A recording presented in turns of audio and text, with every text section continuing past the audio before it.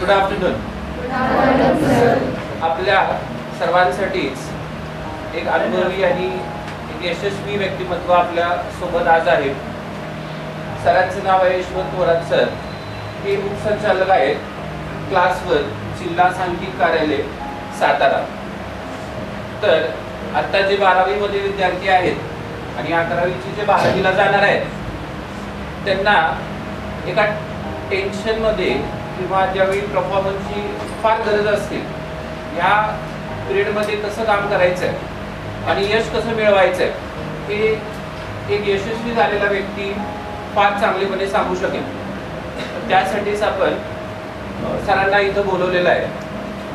तर प्रत्येकजण आपल्यामधला ज्याला यशस्वी व्हायचं आहे त्यांनी त्यांच्या अनुभवावरनं आणि ते जे सांगतात त्या मार्गावरनं फार फायदा होईल.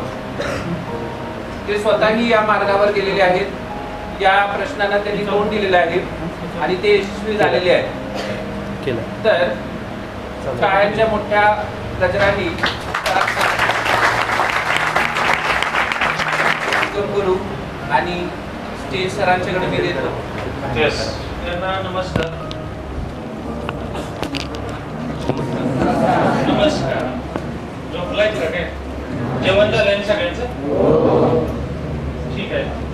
तर आज बऱ्याच दिवसांनी मला तरुण मुलांसोबत गप्पा मारायची संधी मिळाली. तुमच्यासारखाच मी कराडमध्ये शिकलो. 2006 साली मी 12वीला होतो. म्हणजे सरांनी मला सांगितल्याप्रमाणे तुमच्या काही 2-3 समस्या आहेत त्याच्यावर आपण थोडक्यात बोलू, कारण नंतर एक्झाम पण आहे तुमची. ओके. आता मला सांगा, तुमच्यातले किती जण असे आहेत की रोज अभ्यास करतात?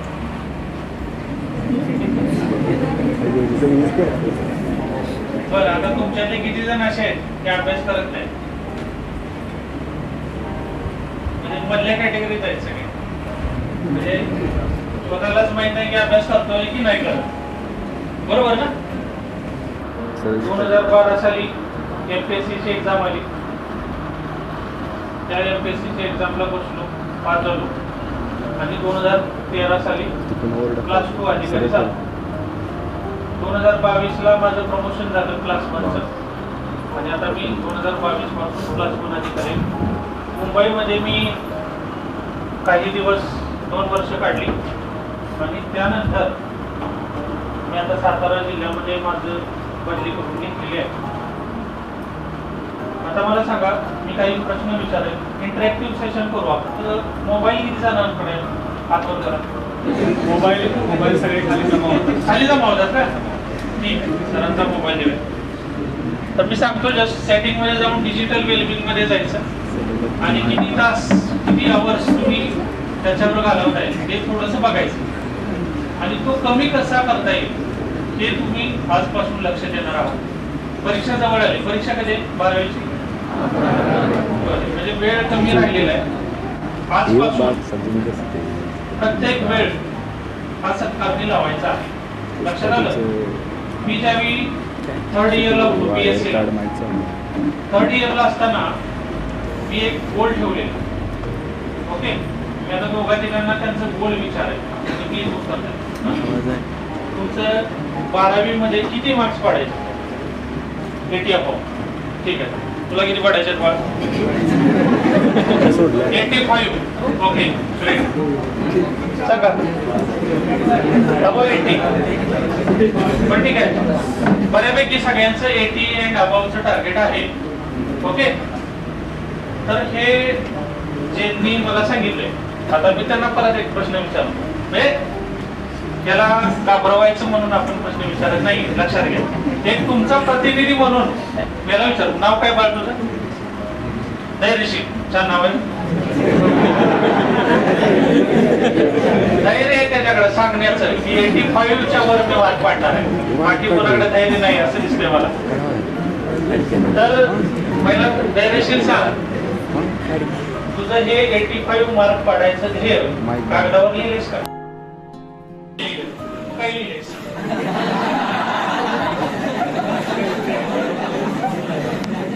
नोट्स लिहिले. ओके. ओके. तर ऍक्च्युली जे तुमचं ध्येय आहे, गोल आहे, किती मार्क्स पाडायचं ते तुम्ही कुठं तर लिहिणं आवश्यक आहे आणि ते तुम्हाला रोज दिसलं पाहिजे. ठीक आहे, म्हणजे तुम्ही सगळेजण आज घरी गेल्यावर तुमचं गोल लिहिणार आहात. मी 3rd इयरला असताना तुम्ही म्हणाल आम्हाला गोल लिहायला सांगताय, तुम्ही केलंय का तसं? म्हणजे मी त्याचं मी माझं एक्झाम्पल देतो. मला टीवायला एक गोल ठेवलेलं 90%च्या वर मला मार्क पाहिजे, तर मला 91.33% पडले. फक्त हे काय होतं ना, थांबा, फक्त हे जे गोल आहे ते मी गोल रोज स्वतःला सांगायचो. 11वी ते ऐकून केलं मी, ते 11वी ते 15वी टीवाय पर्यंतचा प्रवास सायकलवरून केला. गावकारवे जाताना एक गणपती मंदिर लागायचं, मी तिथून उतरायचो, सायकल लावायचो, मंदिरात जायचो, घंटी वाजवायचो आणि करायचो पुढं प्रवास. अजून एक सवय अशी लावलेली मी स्वतःला की आज जे सर शिकवू मी वर्गामध्ये त्याच दिवशी त्याच वर्गात अभ्यास करायचा बसून. तर हे करणं फार आवश्यक आहे. आता याच्या पुढची गोष्ट सांगतो. 12वीचं एक्झाम झाल्यावर कुणीही 11वी 12वीची पुस्तकं नोट्स विकायचं नाही. याचं कारण सांगतो. जे भविष्यात तुम्ही स्पर्धा परीक्षा देणार आहात त्याचा बेस 11वी आणि 12वी आहे. मी ज्यावेळी 3rd इयर MSc ला होतो त्यावेळी आमचे एक सिनियर होते, त्यांचं नाव मी इथे लिहितो.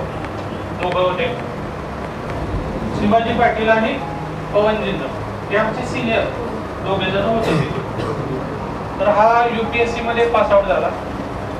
आता UPSC मध्ये एक चांगल्या पदावर आहे, इंडियन स्टॅटिस्टिकल सर्व्हिसेस मध्ये, आणि हा तो रिझर्व्ह बँकेला आहे. तर हे दोघं जण असे कार्यकर्ते होते जे आहेत की त्यांनी ज्या दिवशी एक्झामचा फॉर्म भरला त्याच दिवशी त्यांचा निकाल लागला. तर सेटचा फॉर्म भरला शिवाजीने. मी म्हणलं कसा गेला पेपर? भरा गेला. यावेळी काही मी पास होणार नाही, नेक्स्ट टाइम होईल. आणि अख्ख्या विद्यापीठात एकाच नाव पास झाला. नेक्स्ट एक्झाम द्यायला गेला, फॉर्म भरला, रिझल्ट काय असेल तर पास शिवाजी पाटील. UPSC मध्ये ISS ची एक्झाम द्यायला गेला, फॉर्म भरला, पास झाला, जॉईन झाला. मीनवाईल रिझर्व्ह बँकेची परीक्षा दिली जाईल, रिझर्व्ह बँकेची फॉर्म भरला, पण UPSC जॉईन झाला होता ऑलरेडी. काय रिझल्ट? पास झाला. कसं काय तू कधी अभ्यास करताना दिसत नाही, काय नाही, कसं काय पास होऊन सुटलायस? आम्ही काय पास होईना झालोय, मी तो बरं एक्झाम पास झालो नव्हतो MPSC. तर त्याचं बेसिक जे होतं 11वी आणि 12वी 9वी पासूनच ते अतिशय स्ट्रॉंग होतं. त्यामुळे तुम्हाला ही संधी आहे, सुवर्ण संधी. तुम्ही जर आता बेसिक स्ट्रॉंग केलं तर आयुष्यात येणारी करिअर मध्ये प्रत्येक एक्झाम तुम्ही पास होणार आहात. समजलं का? विषय समजला? पवन जिंदमचंही तसंच. तर अशा पद्धतीने तुम्ही 11वी 12वी वर फोकस करा. ज्यांची 12वी आहे त्यांनी 12वीच्या एक्झामवर आता फोकस करा. अभ्यासात अडचण आहे ते तुम्ही नंतर सरांना विचारू शकता, पण कन्सेप्ट क्लिअर आत्ताच्या आता करून घ्या. हे मला तुम्हाला सांगायचं आहे. पहिली गोष्ट सांगितली मी, डेली अभ्यास करायचा आहे. जे 11वीला आहेत त्यांनी तर हे ऑनलाईन आणायचं आहे. 12वी वाल्यांनी जास्तीत जास्त कसा अभ्यास करता येईल ते करायचं. आता 12वीला मी प्रोटिक देतो की आता तुम्ही अभ्यास करत असताना थोड्याशा गोष्टी हायलाइट करत जा, अंडरलाईन करा, किंवा कारण ते तुम्ही ज्यावेळी पेपर देणार आहे, पेपर देणार आहात त्या दिवशी तुम्हाला ते रिवाइज करता येईल. सगळं पूर्णपणे वाचत बसायची गरज नाही. चांगली गोष्ट आहे की मोबाईल खाली जमा होत आहे, पण मोबाईलचा वापर हल्ली वाढलेला आहे. असं मोबाईल आहे ना, कुठलं फेवरेट ॲप आहे तुझं? इंस्टाग्राम. वा, नाव काय बघ तुझं? नाव सांग. शिवम. वा, शिवमला इंस्टाग्राम आवडते म्हणजे तुम्हाला सगळ्यांनाच आवडते असं मी समजतो. ओके, आता शिवम काय करायचं, क्लास सुटला, मोबाईल हातात घेतला, करायची प्रोसिजर मी सांगतो. समजलं? सेटिंग उघडायचं. ओके, सेटिंग मध्ये जाऊन इंस्टाग्रामचे नोटिफिकेशन ऑफ करायचे. काय करायचं? ऑफ करायचे. म्हणजे कोणी मेसेज केला मला कळणार कसा. ठीक आहे, एक 4 दिवस समोरच्याला मेसेज केल्यावर शिवम काय बघत नाही लवकर समजून ते काय करते, कॉल करते. शिवम म्हणजे तुम्हाला सगळ्यांनाच, बरोबर?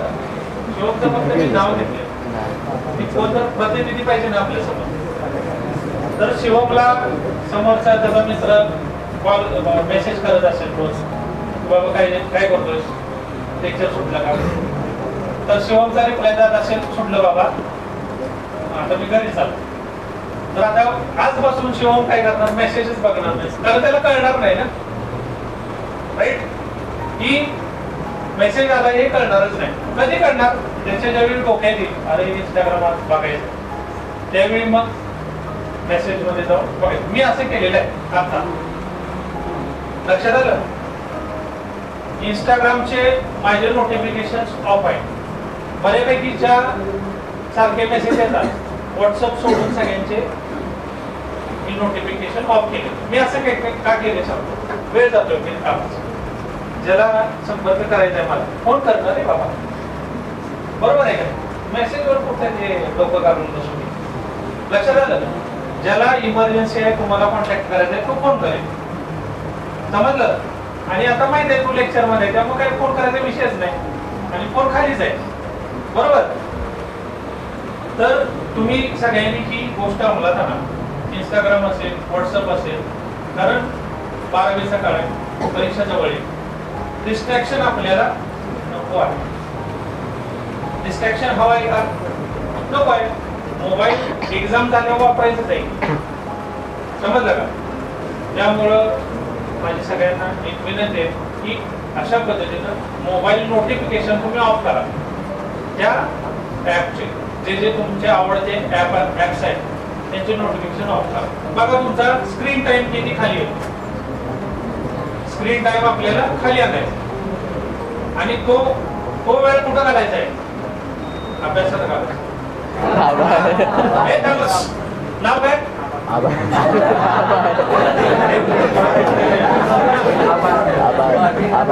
वेदांत. वेदांसाठी एक टाळ्या वाजवा.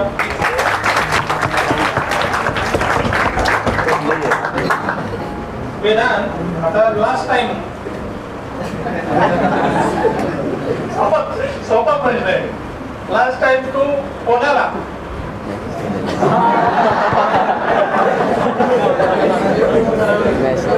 एक्साइटमेंट वाढलेले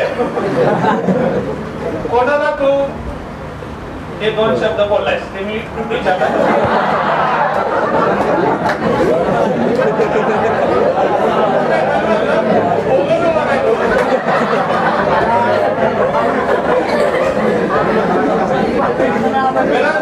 घाबरायचं नाही, सोपा प्रश्न आहे, एकदम सोपा आणि मनापासून सांगायचं.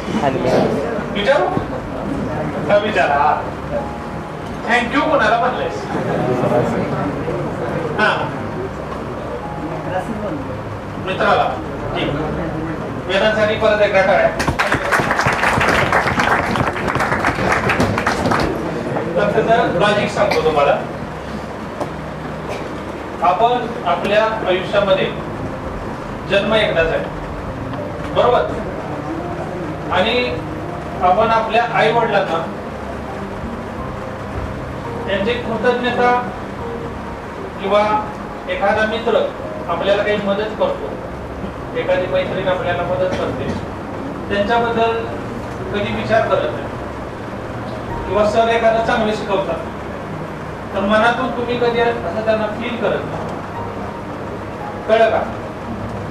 दुसरी गोष्ट, तुम्हाला एखाद्याला बरं अजून एक प्रश्न सांगा, तुम्ही कसं येत आहोत त्याला? रिक्षा. ओके, रिक्षात बसायला जागा असते. बसनं कोण येते मला सांगा? वेदांतच येते. वेदांतला नको आता. दुसरं कोण येते इकडे?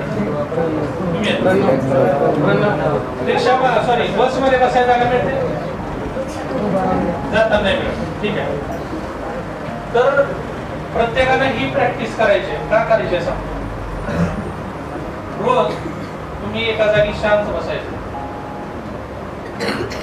सकाळी किंवा संध्याकाळी.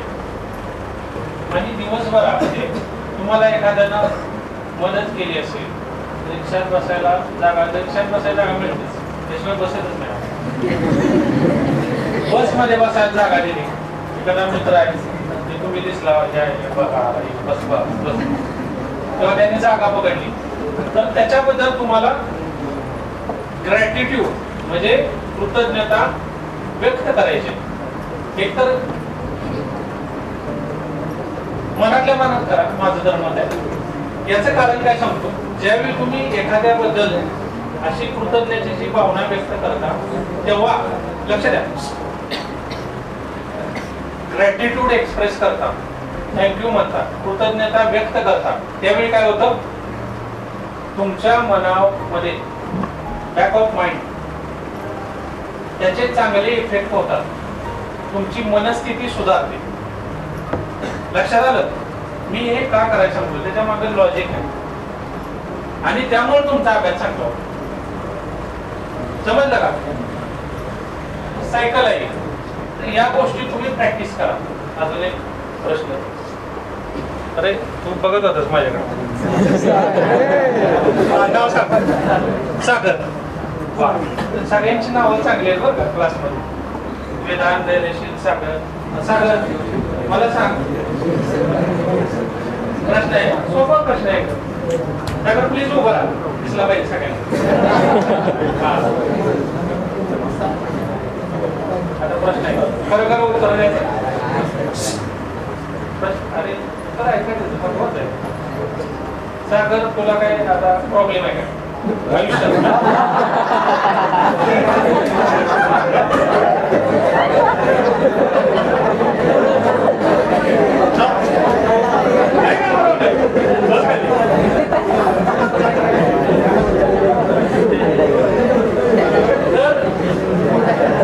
लक्ष द्या, सागरला काहीच प्रॉब्लेम नाही, काही प्रॉब्लेम नाही.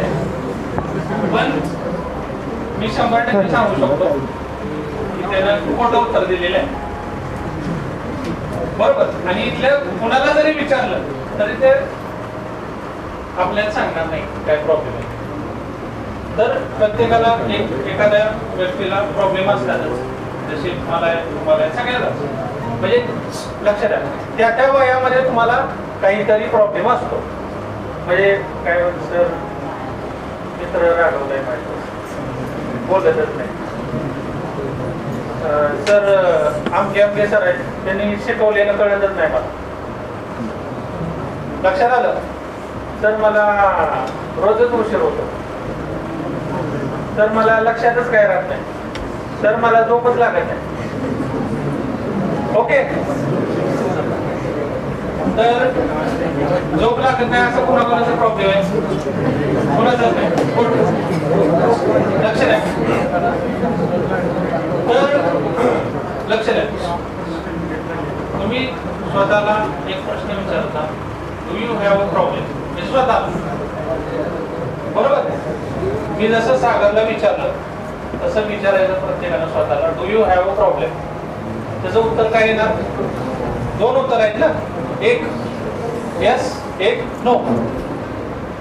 जर यस उत्तर आलं, बरोबर, सागरचं तर नो आलं, दोन्हींचा पर्याय आपल्याला लक्षात येईल. यस आलं तर पुढचा एक त्याला प्रश्न आहे, तुम्ही त्या प्रॉब्लेम विषयी काय करू शकता? बरोबर आहे ना? त्या प्रॉब्लेम विषयी तुम्ही काय करू शकता? बरोबर. आणि नो आलं तर मग चिंता कशाला करायची? कळलं का? टेन्शन घ्यायचं नाही. त्या प्रॉब्लेम विषयी तुम्ही काय करू शकत नसाल तर तुम्ही टेन्शन घ्यायचं नाही. लक्षात आलं? तर ह्या गोष्टी तुम्ही आजपासून अंमलात आणायच्या आहेतच. आता मला सांगा, प्रत्येकानं सांगितलं की एकानं सांगितलं मला 80% पाहिजे, एकानं सांगितलं 85 पाहिजे. तर मला असं दिसलं की तुमच्यापैकी कोणीही हे गोल लिहून ठेवलेलं नाही. ओके, तर ते रिवाइज करतोय या गोष्टी तिथे ते तुम्ही आज जाऊन लिहून ठेवा. कुठल्या वहीत ठेवणार? काही बरोबर. जी वही कोणी वाचत नाही, फक्त तुमच्यासाठी ती आहे, पर्सनल चीज आहे, तर त्या वहीमध्ये लिहून ठेवायचं. इंग्लिश कळलं का? तुमचं नाव लिहायचं, कुठल्या जर बँकमध्ये किंवा घरच्या त्याच्यामध्ये वही असली पाहिजे. दुसरी गोष्ट, ते गोल लिहायचं आणि तुम्ही जिथं अभ्यासाला बसता घरामध्ये तिथं वर पुढं चेक करून टाकायचं. लक्षात आलं? लक्षात आलं का? तुमचं कुठं जरी पुस्तकं वह्या ठेवत असाल तर तुम्ही तिथे ते ठेवायचं, दिसलं पाहिजे ना गोल. तिसरी गोष्ट काय करू शकता, मोबाईलचे स्क्रीन जे आहे म्हणजे काय लावतात त्याला,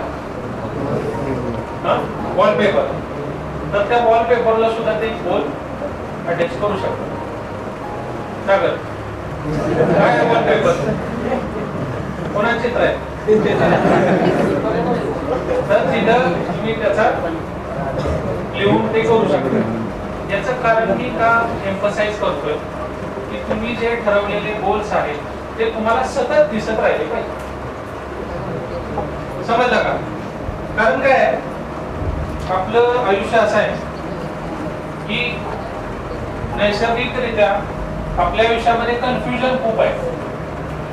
लक्षात आलं का? काय करू काय नको. मग त्या ध्येयापासून भरकटू नये आपली नाव, म्हणून ते गोल समोर असणं आवश्यक आहे. मोबाईल वापर कमी. जे मित्र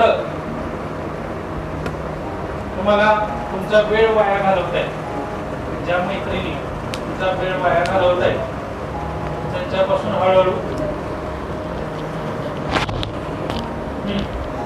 कळलं काय करायचंय? सागर नाही, धैर्यशील काय करायचंय?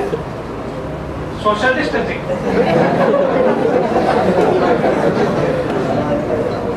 बरोबर बोला. म्हणजे एक बाबा तुझे आणि माझे विचार पटत नाही, मित्राला म्हणायचं तुझे आणि माझे विचार थोडे वेगळे आहेत, त्यामुळं जरा आपलं लांबच, म्हणजे मी रोजच भेटत होतो ते आता नाही, कधी जर आठवड्यात महिन्यात काय आपण भेटतो. अशा पद्धतीने तुम्ही, कारण याचं कारण सांगतो, मित्र आता आहेत, परत लाईफ तुमची पुढे सरकत जाणार आहे आणि तुम्हाला यशस्वी व्हायचं आहे. कुणाला नोकरी करायची आहे, कुणाला बिझनेस करायचा आहे. या गोष्टीमध्ये तुमचं वेलबिंग म्हणजे तुमचा अभ्यास चांगला राहणं आवश्यक आहे. आणि जे अडथळे तुम्हाला येत आहेत, सपोज आता इथं मला इकडे जायचंय, हा अडथळा आहे, तर मी काय करणार? त्याला बाजूला करणार. साधी गोष्ट आहे. तर तसे काही मित्रही असतात जे आपल्याला अडथळा आणत असतात. मित्राची मैत्रीण पण असते, अडथळा आणत असते. मैत्रिणीला मित्रही असतो. अरे काय चर्चा चालू झाली, मला लक्ष द्या. तर मैत्रिणीला मित्रही असतो जो अडथळा आणत असतो. तो थोडस अडथळा आणणाऱ्या मित्रांपासून थोडं लांब राहतो. त्याचा तुम्हाला लॉंग टर्म फायदा होईल.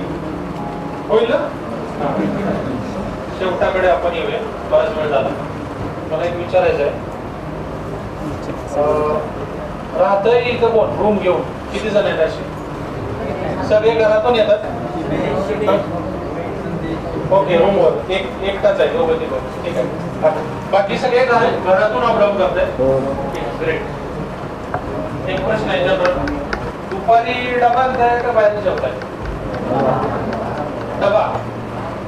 आता प्रश्न विचारला. आता इकडे विचारतो सगळ्यांना तुम्ही सांगा काय ना.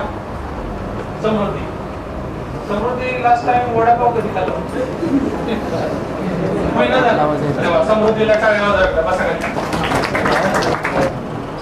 आता तुम्ही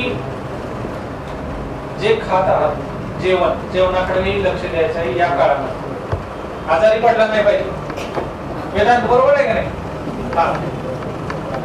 तर तुम्ही आजारी न पडण्यासाठी तुम्ही स्वतः होम कुक्ड फूड खाल्लं पाहिजे. घरी बनवलेलं जेवण जे आईनं दिलेलं आहे तेच खाल्लं पाहिजे. तू खाल्लाय असं दिसतंय वडापाव.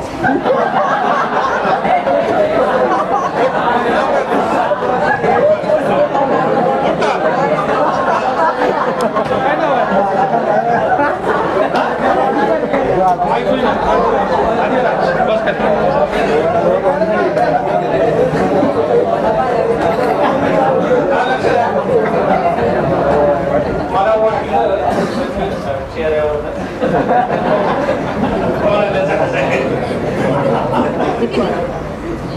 तर सांगण्याचा मुद्दा असा एकच आहे की तुम्ही घरचं जेवण खाल्लं पाहिजे. यामुळं तुमचं डायजेस्टिव्ह सिस्टीम चांगली वर्क करेल आणि अभ्यास चांगला होईल. अभ्यासात लक्ष लागेल. नाहीतर मधल्या लेक्चर सुटलं की जातोय काहीतरी खाऊन येतोय पाणीपुरी काहीतरी काय काय असते सांगायचं नाव पाणीपुरी दाबेली भेळ वडापाव समोसा. ओके. मी तुम्हाला वेगळं काही सांगत नाही. गोष्टी सिंपलच करायच्या आहेत. सिंपल गोष्टींमुळेच तुम्हाला सक्सेस मिळणार आहे. वेगळं काय करायचंय का? मी काय असं सांगितलंय का जे तुमच्या बुद्धीच्या पलीकडेच आहे? मी तुम्हाला असं एकही गोष्ट सांगितलंय का की जी तुम्ही करू शकणार नाही? तुम्ही जे करू शकणार आहात त्या गोष्टी मी तुम्हाला सांगत आहे. हे काय नंबर आहे? 30. तर मी एक जसं टीवायला असताना मला 90% पडणार म्हणजे पडायलाच पाहिजे असं लिहून ठेवलं होतं आणि त्यासाठी प्रयत्नही करत होतो. तर हा 30 नंबर आहे त्याविषयी मी सांगतो. लक्ष द्या. वेदांत काय चाललंय दोघा दिवस महत्वाचा काय मेसेज आलाय? लक्ष द्या. तर हा 30 नंबर मी माझ्या नोटबुक मध्ये लिहून ठेवला होता. हा 30 काय आहे? तर मी MSc पास आउट झालो. बरोबर. MSc पास झाल्यावर काय करायला पाहिजे? नोकरीच्या शोधात मी होतो 1 वर्ष 1.5 वर्ष आणि एक गोल होतं माझं की ते मी गोल लिहिले. आता मला कोण सांगितलं बाबा तुम्ही सांगा काय नाव आहे? अरे वा, नंदिनीला काय आवाज आहे प्लीज. अरे काय आवाज आला नाही. नंदिनीने काय सांगितलं? 30,000 पगाराची नोकरी मिळाली पाहिजे. का 30व्या वर्षी लग्न झालं पाहिजे? नाही. तर नंदिनीनं छान प्रेडिक्ट केलं की आधी फोटो पहा मग हा. आता मी परत एकदा प्रश्न विचारतो. हा तुम्हाला विचारतो. काय नाव? संचिता. उठा. आता हे 30चं गोल आहे ते माझं अचीव झालं असेल की नसेल काय तुम्हाला वाटतंय? झालं असेल. ठीक आहे बसा. तर काय झालं? मी नोकरीला लागलो. म्हणजे मी ऑलरेडी नोकरी करत होतो एक टेम्पररी आणि मी नोकरीला लागलो. MPSC पास झालो. ऑफिस जॉईन झालो. तर काय मला माहित नव्हतं किती सॅलरी करायचं काय. आणि 1-2 महिन्यानं कारण पहिला पगार लगेच होत नाही. ते अकाउंट ओपन होतं बरेच काय प्रोसेस असतं. माझा पहिला पगार जमा झाला 29,500. काय गोलाचं झालं का नाही? झालं का? किती जण म्हणतायत अचीव झालं? प्लीज हात वर करा. हात वर करायचा कोणी उभं राहायचं बिनधास्त. आता किती जण म्हणतायत नाही झालं? ठीक आहे. ओके. तर आपलं गोलच्या जवळ आपण गेलो. बरोबर बरोबर. आदिराज. तर आदिराज हे गोलच्या जवळ जाणं चांगलं आहे की काही नाही, मी मला बरं वाटलं नाही असं सांग, तुझं म्हणणं आहे जवळ जातं. Okay good. तुम्हाला लक्ष द्या, मला 90 मार्क पाहिजे आणि तुम्हाला 89 पडले तर तुम्ही म्हणजे तो व्यक्ती रडायला लागला, काय करायचं आता 89 पडल्यावर घरी जाऊ का, पेढे घेऊ का नको. तर असं ऍटिट्यूड नाही पाहिजे. जे आहे जे तुम्हाला मिळालंय ते स्वीकारायचं. आता आपण निकालाकडे चाललो. आता तुमची परीक्षा झाली, सगळं झालं, आता आपण कुठं निकालाच्या स्टेजला आलो, समजलं. तर त्या स्टेजला तुम्हाला जेवढे मार्क्स पडलेले आहेत ते तुम्ही आनंदाने स्वीकारा. त्याचं कारण काय, त्याला एवढे पडले, मला एवढे पडले, पण लोकांना माहित नसतं. म्हणजे तुम्हाला माहित नसतं तुमची मैत्रीण किती अभ्यास करते. तुम्हाला माहित आहे का? नाही काय, नोबडी नोज. बरोबर आहे ना. त्यामुळं जे तुम्हाला मार्क्स पडलेले त्याचा आनंदाने स्वीकार करा आणि पुढे वाटचाल करा. लक्षात आलं. कारण तुम्ही जे वर्षभर अरे वर्षभर जो अभ्यास केलेला आहे त्याचं फळ निकाल स्वरूपात तुम्हाला मिळालेलं असतं. त्यामुळे निकालाला दोष द्यायचा नाही. राज पेपरला दोष द्यायचा नाही. बाबा मी अभ्यास केला सर, पण मी या पानावरचा अभ्यास केला होता, सरांनी या पानावरचं विचारलं सगळं. असं तुम्ही जे अभ्यास करता त्या पद्धतीनं तुम्हाला रिटर्न्स येत्या 12वीच्या परीक्षेत मिळणार आहे. त्यामुळं तुम्हाला सगळ्यांना मी शुभेच्छा देतो. परीक्षेत आता अभ्यास चांगला करा. काही डाऊट्स असतील सरांना विचारा. जो मित्र त्रास देतोय, मैत्रीण त्रास देते, त्याच्यापासून जरा सोशल डिस्टन्सिंग करा. चांगलं खावा, आरोग्य चांगलं ठेवा, झोप पुरेशी घ्या आणि परीक्षेला आनंदानं सामोरं जा. लक्षात आलं. तर एवढं बोलून मी माझं छोटंसं लेक्चर संपवतो. तुम्हाला काही प्रश्न असतील तर प्लीज मला विचारा. 5 मिनिटाचं आपण सेशन ठेवू, अदरवाईज क्लोज करू. Okay, thank you.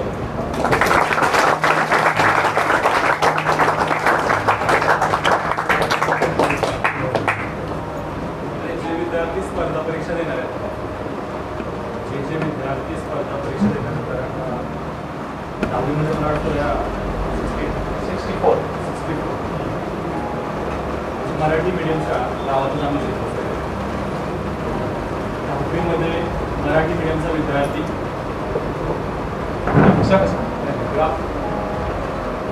64% 10वीला होते, 11वीला 55% होते, 12वीला 62% होते, 13 म्हणजे फॉयला मला आय थिंक 69% होते, एसवायला 82% होते, टीवायला 91% होते आणि MSCचं मला आउटस्टँडिंग होतं म्हणजे 70+ होते.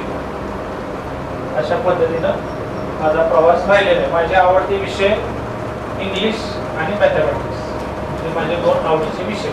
मला इंग्लिश बोलायला आवडायचं. बरोबर, आम्ही फोन लावायचो कॉल सेंटरला. कॉल सेंटरला त्यावेळी मी इंग्लिशमध्ये बोलायचो. Hello madam, please tell us about this fact. असं थोडं मोठं इंग्लिश. तिथून इंग्लिश आणि मॅथमॅटिक्स हे 2 माझं मत आहे. या 2 विषयावर तुम्ही जर प्रेम केलं तर ते प्रेम ते विषय धोका देत नाही. लक्षात आलं. बाकीची लोक धोका देतील, हे 2 विषय धोका देणार नाही. शेवटपर्यंत साथ देणार. एक बॉस इंटरव्ह्यू म्हणून असं इंटेन्शन हेच की पुढच्याला माहित नाही की आपण कोण आहे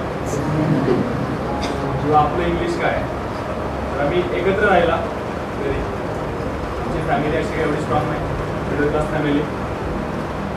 आणि असं वातावरण की च्या वाड्यामध्ये अभ्यास होणं शक्यच नाही. असं वातावरण शक्यच नाही. जे विद्यार्थी कार्यरत त्या विद्यार्थ्यांना माहीत असेल कदाचित जुना वाडा.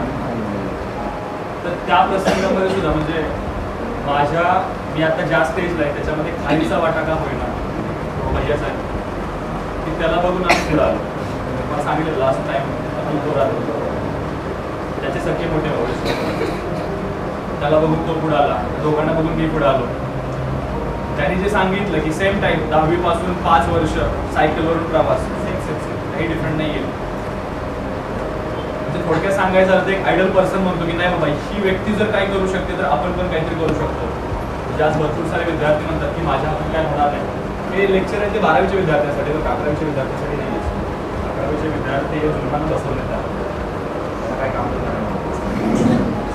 हे 12वीच्या विद्यार्थ्यांसाठी का की शेवटच्या क्षणाला पण मला हे सांगायचं होतं की अजून ही वेळ गेलेली नाही, मी अजूनही करू शकतो, अजूनही करू शकतो. हे मार्क्स सांगतात की मी अजूनही करू शकतो. जर एखादा विद्यार्थी 10वीला 64 मार्क्स मिळाले, मराठी मीडियमचा विद्यार्थी 11वीला 55% पडले, 12वीला 62 पडले, तो विद्यार्थी जर क्लास 1 होऊ शकतो तर मीही काहीतरी करू शकतो. फक्त वेळ गेलेली नाही, तुम्हाला फक्त करणं गरजेचं आहे.